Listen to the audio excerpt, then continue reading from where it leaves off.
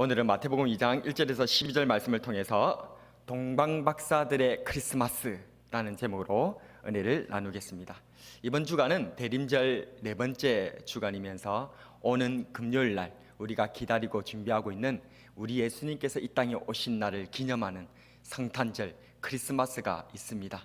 크리스마스 예배에 우리 예수님 앞에 정말 마음으로 준비하여서 우리 예수님을 환영하고 기뻐하고 즐거워하고 평화의 왕으로 오신 우리 예수님을 함께 전하는 우리 모든 주의 백성들 되기를 축복합니다. 크리스마스를 준비하면서 이 동방에서부터 그의 별을 보고 왔던 동방박사들, 그들이 예루살렘에 도착하고 또한 그곳에 있었던 헤롯 왕궁에 들어가서 유대인의 왕으로 오신 이가 어디 계시냐, 그에게 경배하러 왔다라고 하는 이 말로 인하여서 그 유대 땅이 완전 소동이 일어나게 된 한마디로 해프닝이죠. 그들에게는 해프닝이지만 이것으로 말미암아서 엄청나게 많은 아기들이 죽임을 당하게 되어지는 그런 비참한 일도 일어나는, 우리 예수님께서 이 땅에 오셨으나 그러나 또한 그것을 반대하고 준비하지 못하는 그러한 자들에게는 또 그들로 말미암아 엄청난 재앙이 임하였던 이런 크리스마스, 그리고 그것의 시발점이 되어졌던 저 동방에서 왔던 동방박사들의 이 경배의 소식, 이것을 통하여서 오늘을 살아가고 또한 오늘 크리스마스를 맞이하고 준비하고 있는 저와 여러분들에게 하나님은 대체 무엇을 말씀하시고 무엇을 교훈하시고 계시는 것일까요?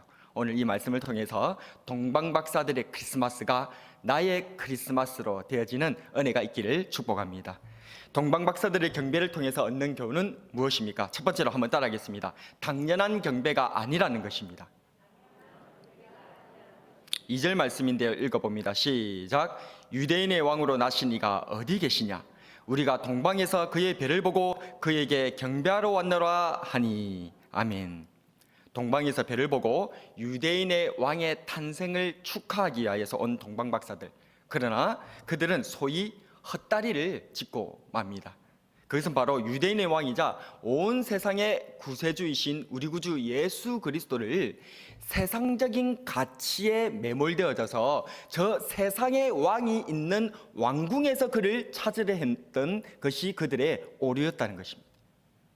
물론 왕은 당연히 왕궁에 있을 것입니다. 높은 이는 경배받는 것이 당연할 것입니다. 그러나 우리 예수님께서는 그 당연한 왕궁에 계시지 않았다는 사실을 기억하는 저와 여러분 되시기를 바랍니다. 6절 말씀에 보면 또 유대 땅 베들레헴아 너는 유대 고을 중에서 가장 작지 아니하도다. 너에게서 한 다스리는 자가 나와서 내 백성 이스라엘의 목자가 되리라 하였음이니이다. 아멘. 예수님께서는 당연한 왕궁이 아니라 도리어 유대 고을 중 가장 작은 곳이라고 일컬음을 받고 있는 이 베들레헴에서 태어나셨다는 사실을 우리는 기억해야 됩니다. 베들레헴이란 말은 합성어입니다. 베이트, 이것은 집이라는 말이고 또한 레헴이란 말은 떡, 빵이라는 말입니다. 그래서 이 두 개가 합쳐져서 떡집, 빵집, 우리는 오늘날 떡집, 빵집을 뭐라고 합니까? 베이커리라고 하지 않습니까? 그 말의 어원입니다. 그래서 이 베들레헴, 떡집, 빵집, 그곳에 우리 예수님께서 생명의 떡이 되어져서 낮고 가난하고 굶주리고 허겁지겁 살아가고 있는 우리인의 이 죄인들의 이 인생을 불쌍히 여기셔서 자신의 몸을 들여 빵으로, 생명의 떡으로 우리들에게 나눠주기 위해서 이 빵집인 떡집인 베들레헴에 찾아와 주셨다는 것을 기억합시다. 왕이기에 당연한 왕궁에 있고 높기에 당연한 경배를 받는다는 것, 그것은 세상의 가르침입니다. 이러한 세상적 경배, 당연한 경배로서는 유대인의 왕이자 온 세상의 구주이신 우리 구주 예수 그리스도를 경배할 수 없다는 사실을 우리는 기억해야 된다는 것입니다. 예수님께서는 왕이시지만 당연한 왕궁에 계시지 않으셨고, 예수님께서는 온 세상의 구세주이시지만 당연한 경배를 배척하셨습니다. 예수님께서는 당연한 경배를 받는 당연한 왕궁이 아니라 도리어 자신을 생명의 떡으로 나눠주기 위해서 가장 낮고 작은 곳 베들레헴, 이 떡집에 찾아오셨다는 것입니다. 여러분들은 어떻습니까? 당연히 예수님이시니까 예배드립니까? 당연히 크리스마스니까 경배드립니까? 하나님이신 예수님께서는 낮고 천한 이 땅에, 죄인들의 땅에 오신 것이 결코 당연한 일이 아닙니다. 그렇게 우리의 경배도 당연하다고 여기는 그런 타성에 젖은 예배, 타성에 젖은 경배, 그런 것으로는 우리 예수님에게 경배하거나 예배드릴 수 없다는 사실을 우리는 기억해야 된다는 것입니다. 세상적 가치에 중독되지 않은 경배, 당연함에 매몰되지 않은 경배를 드리는 저와 여러분이 되기를 축복합니다. 두 번째로 동방박사들의 경배를 통해 얻는 교훈은 무엇입니까? 따라하겠습니다. 준비된 경배가 경배라는 것입니다. 11절 말씀입니다. 같이 읽겠습니다. 시작. 집에 들어가 아기와 그의 어머니 마리아가 함께 있는 것을 보고 엎드려 아기께 경배하고 보배압을 열어 황금과 유향과 몰약을 예물로 드리니라. 아멘. 어느 겨울에 한 착한 농부가 있었습니다. 그러나 이 농부는 가난해서 자기에게 소유로 허락되어져 있는 그런 작은 밭대기에다가 무씨를 구해다가 무씨를 뿌렸습니다. 그런데 그 해에 이 무가 엄청나게 작황이 좋은 겁니다. 무가 예쁘고 반듯하게 자랄 뿐만 아니라 엄청나게 큰 무가 자기 평생 본 무 중에서 제일 큰 무가 나온 거예요. 그래서 이 농부는 나한테 이렇게 좋고 아름답고 훌륭한 무가 나온 게 우리 고을에 부임한 원님이 잘 통치를 하셔서 다스리셔서 그런가 보다, 그런 생각이 든 거예요. 그래가지고 이 예쁘고 큰 이 무를 갖다가 가지고 원님께 딱 선물로 바쳐드린 거예요. 원님께서 우리를 잘 다스려 주셔서 이렇게 제가 작황이 좋은 것 같습니다. 그래서 원님께 감사하는 마음으로 이 무를 가지고 왔습니다. 그러니까 원님이 그것을 받고 너무 기쁜 거예요. 내가 다스리는 이 고을에 이렇게 착한 백성이 있단 말인가. 여봐라, 저기 창고에 뭐 선물 같은 거 없느냐? 거기서 관리가 얘기합니다. 황소 한 마리가 있습니다. 그러면 그걸 갖다가 이 농부한테 주어라. 그래가지고 이 착한 농부가 무 하나 바치고 황소 한 마리를 끌고 왔다는 소문이 고을에 바삭하게 퍼진 거죠. 그런데 그 마을에 아주 욕심 많은 농부가 있었습니다. 그 소문을 듣고 무 하나에 황소 하나? 그럼 내가 황소를 갖다가 원님한테 드리면 얼마나 큰 선물을 받을까?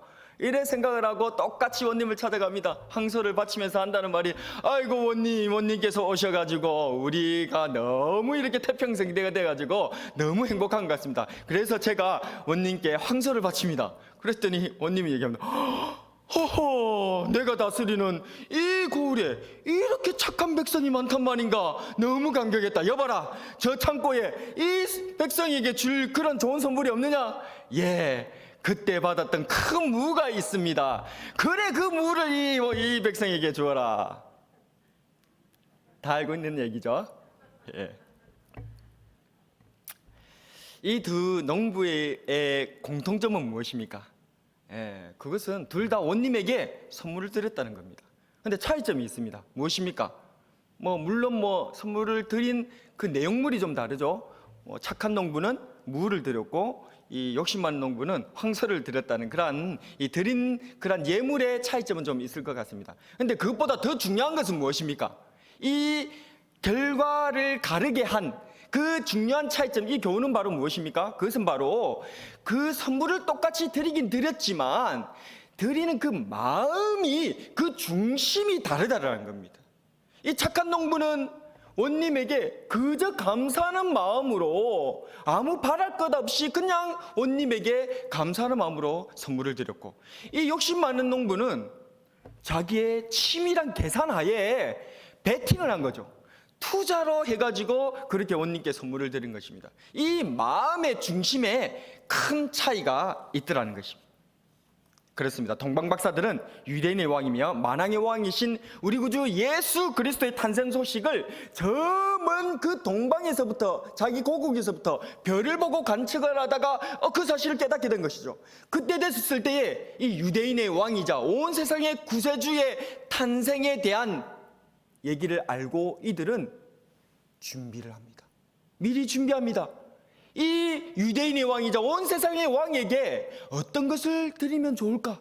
그들은 고민 끝에 우리가 다 아는 세 가지 무엇이죠? 같이 한번 해볼까요? 시작. 황금과 유향과 몰약을 준비했다는 것입니다. 이것이 각각의 의미에 대한 상징적 의미에 대해서는 많이 들었을 테고, 어쨌든 결과적으로 황금과 유황과 몰약은 이 동방박사들이 할 수 있는 최고의 예물임에는 틀림없습니다. 그리고 그 예물은 왕에게 바쳐지기에 합당한 예물임은 틀림없다는 겁니다. 그들은 자기네들이 할 수 있는 최고의 힘을 다해서 그 최고의 예물에다가 자신의 최고의 마음을 얹어 그 머나먼 동방에서부터 그 선물을 짊어지고 유대인의 왕이자 온 세상의 구세주이신 우리 구주 예수 그리스도께 바쳐드리러 준비하여 왔다는 것입니다. 자신들의 최고의 것을 준비하여 자신들의 최고의 마음을 담았던 동방박사들, 하나님께서는 예물보다는 그 예물에 담기는 마음, 그 사람을 중요하게 보시는 분인 줄로 믿으시기를 바랍니다. 창세기 4장에서도 하나님께서는 아벨과 그의 제물을 받았다라고 얘기하고 있어요. 가인도 가인과 그의 제물을 받았다. 제물만 받은 게 아니에요. 그 사람 자체를 하나님께서는 받으셨다라고 표현하고 있습니다. 우리가 잘 아는 또한 사무엘상 16장에는 우리 하나님께서는 외모를 취하지 아니하시고 보시지 아니하시고 중심을 보시는 분이다라고 말씀하고 있습니다. 우리는 겉으로 보는 외모, 금액의 액수, 그런 것들을 자꾸만 보지만 우리 하나님께서는 우리 마음의 중심, 우리 자신의 어떤 마음으로 하나님 앞에 나오고 있는가, 어떤 마음으로 예물을 드리는가, 어떤 마음으로 하나님 앞에 경배 드리는가를 중요하게 보고 계신다는 사실을 믿으시기를 바랍니다. 여러분들은 어떻습니까? 여러분들은 나의 왕으로 오신 우리 아기 예수님 탄생을 이제 준비하면서 무엇을 준비하고 있습니까? 합당한 예물을 준비하고 계십니까? 동방박사들은 자기가 할 수 있는 최고의 예물을 준비했습니다. 그리고 거기에 자신의 최고의 마음을 담았습니다. 이 예배, 이 경배가 우리 예수님께서 받음직한 경배라는 사실을 믿으시는 저와 여러분 되시기를 축복합니다. 마지막으로 동방박사들의 경배를 통해 얻는 교훈은 무엇입니까? 따라하겠습니다. 엎드린 경배가 경배라는 것입니다. 11절 말씀 다시 한번 읽어봅니다. 시작. 집에 들어가 아기와 그의 어머니 마리아가 함께 있는 것을 보고 엎드려 아기께 경배하고 보배압을 열어 황금과 유향과 몰약을 예물로 드리니라. 아멘. 우리가 아는 이 동방박사들은 동방에서 왔다는 점, 그리고 그때 당시에 최고의 학문이었던 천문학을 전공하고 연구하고 있었던 사람이라는 점, 뿐만 아니라 유대인의 왕을 찾아서 예루살렘으로 왔다는 점, 이것들을 같이 통틀어 보면 결론적으로 바벨론 출신의 천문학과 점성하게 해박한 지식을 가진 귀족이나 왕족들이었다라는 결론에 도달하게 됩니다. 이런 타국의 왕족이나 귀족들이 자신들의 편안한 왕궁이라든지 그러한 화려한 거처를 벌려두고 자신의 고국을 떠나 머나먼 이곳 유대까지 찾아왔던 것입니다. 그랬던 그들이었지만 유대인의 왕이요 온 세상의 구세주이신 아기 예수님께서 당연히 왕궁에 있을 것이라 생각하여서 아직도 세상적 가치에 중독되어져서 왕궁을 기웃거릴 수밖에 없었던 그들의 한계가 있었지요. 그럼에도 불구하고 하나님께서는 그들을 다시 별을 통하여서 인도하여 우리 아기 예수님께서 계시는 그 집으로 안내하고 인도하였습니다. 그들은 그 별의 안내를 따라서 결국 아기 예수님께서 계신 집에 도착하게 되어졌고, 그곳에 들어갔더니 그 허름한 집, 아무것도 아닌 그런 여염집 안에 한 가녀린 여인의 품에 안겨있는 초라한 아기 한 명을 보게 된 것입니다. 이 아기를 만난 그들은 엎드렸다라고 성경은 얘기하고 있습니다. 여기서 엎드렸다, 이 말은 원어로 핍토라고 하는데 이것은 쓰러지다, 넘어지다, 무너지다, 떨어지다, 무너져서 쓰러져서 사라져버리다, 이런 뜻들을 가지고 있는 단어, 바로 그것이 바로 우리가 지금 여기서 동방박사가 얘기했던 엎드렸다, 핍토의 뜻이 됩니다. 동영상을 한번 보도록 하겠습니다.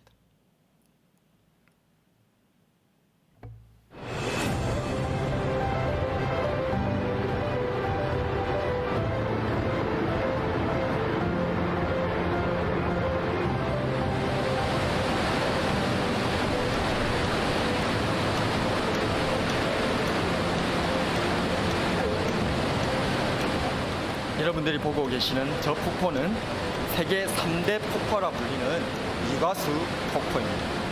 엄청난 양의 물이 위에서 아래로 쏟아집니다. 이 쏟아져 내리는 폭포 앞에서는 이 세상 그 누구도 고개를 숙이고 숙연해질 수밖에 없게 됩니다. 이 경이로운 낮아지고 엎드러지는 폭포수와 같은 광경을 성경은 이렇게 표현합니다.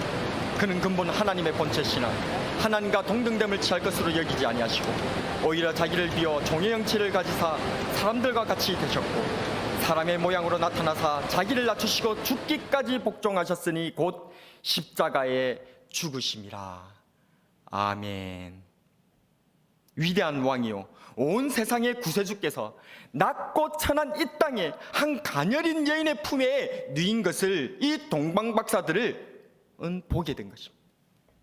마치 장엄한 폭포수가 아래로 쉴 새 없이 떨어지는 그런 광경과 같이 하늘의 하나님이신 우리 구주 예수 그리스도께서 아래로 이 죄인들이 있는 이 캄캄한 어둠의 땅들에 아래로 떨어져 내리는 거예요. 심지어 그 아래로는 밑바닥이 없어서 구세주, 온 세상의 구세주 그리스도 예수께서 이 땅에 오실 때에 빈방조차 없어 저 짐승들이나 같이 있는 마구간의 말 구유에 그들의 바통 위에 우리 생명의 떡이신 예수님께서 그곳에 아래로 떨어져 내려오더라는 것입니다. 이것은 무엇을 얘기하고 있습니까? 바로 그것이 바로 쏟아져 내리는 핍토, 엎드러지는 것입니다. 우리 구주 예수 그리스도께서는 자신은 하나님의 본체이시지만 당신 스스로가 우리들에게 무엇이 하나님께 드릴 만한 마땅한 경배인지를 그 삶의 모습을 통하여서 우리들에게 보여주시고 호소하셨던 것입니다. 이것이 바로 경배다. 하나님 아버지 앞에 드릴 만한 경배는 바로 하늘의 그 본체에서부터 낮고 낮아지고 떨어지고 쓰러지고 부서져서 한없이 내려오는 그 폭포수가 떨어지는 것과 같이 그렇게 말구유에까지 가녀린 여인의 품 안에 안기는 데까지 내려지고 엎드려지는 핍토 상태가 될 때에 비로소 하나님께서 원하시는 경배가 이루어진다는 것입니다. 동방박사들은 그 전까지 몰랐습니다. 동방박사들은 하늘의 별을 보고 있었을 때에 유대인의 왕이자 온 세상의 구세주 그리스도께서 나신다는 사실을 알았을 때 그들은 바로 유대 땅에 가서 왕궁으로 갔던 것입니다. 왜요? 그들은 당연히 그러한 온 세상의 구세주는 화려하고 능력 있고 사람들의 찬사를 받는 그러한 왕궁에 머물게 될 것이라고 그들은 생각했다는 것입니다. 그러한 그들이 세상적 가치관에 중독되어져서 세상의 영광에 중독되어져서 그곳에서 아기 예수님 구세주를 찾으려고 헤매고 있었을 때에 그 자리에 없고 도리어 하나님의 인도함을 받아 별의 인도함을 받아 도착한 곳은 한 여인의 품에 안겨있는 초라한 아기들이라는 거예요. 그들은 핍토 엎드려져 버렸습니다. 그들은 자신의 삶이 자신의 모습이 그냥 자신이 그냥 엎드려진 그 정도가 아닙니다.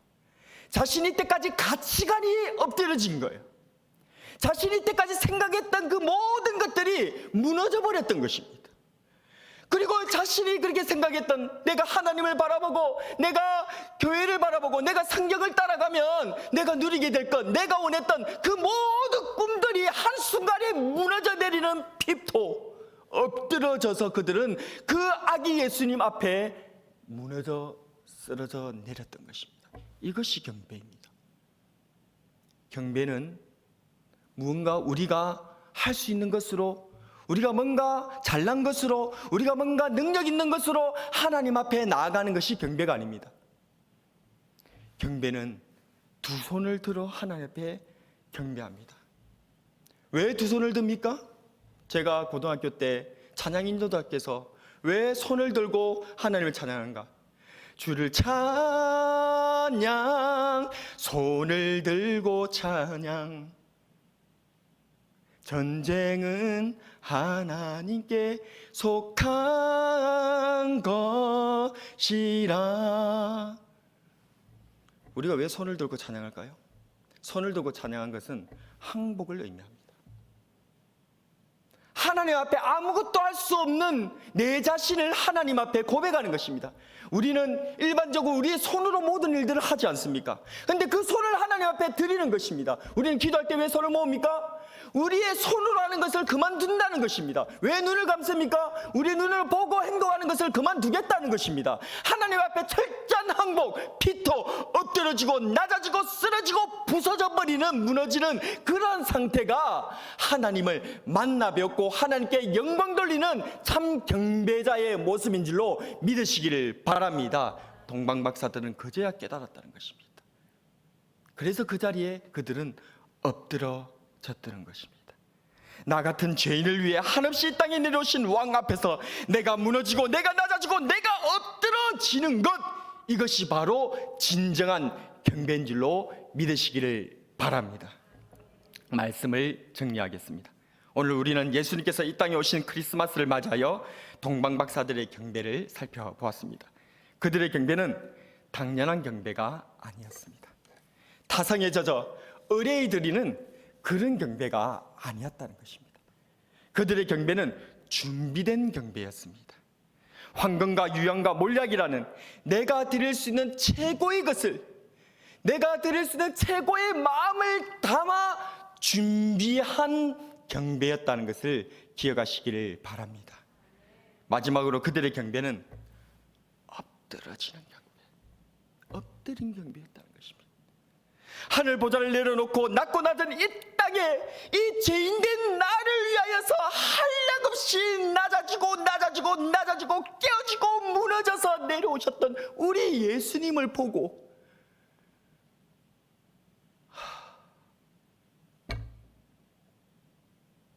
탄식하며 다리에 맥이 풀려 그냥 엎드러지는 내 꿈과 내 희망, 내 자녀들에 대한 꿈, 내가 앞으로 할 것들, 모든 것이 맥이 다 풀리니 주님 앞에 다 내려놓을 수밖에 없는, 저는 죄인입니다, 불쌍히 여기소서 라고 엎드려지는, 이것이 진정한 경배다는 것입니다.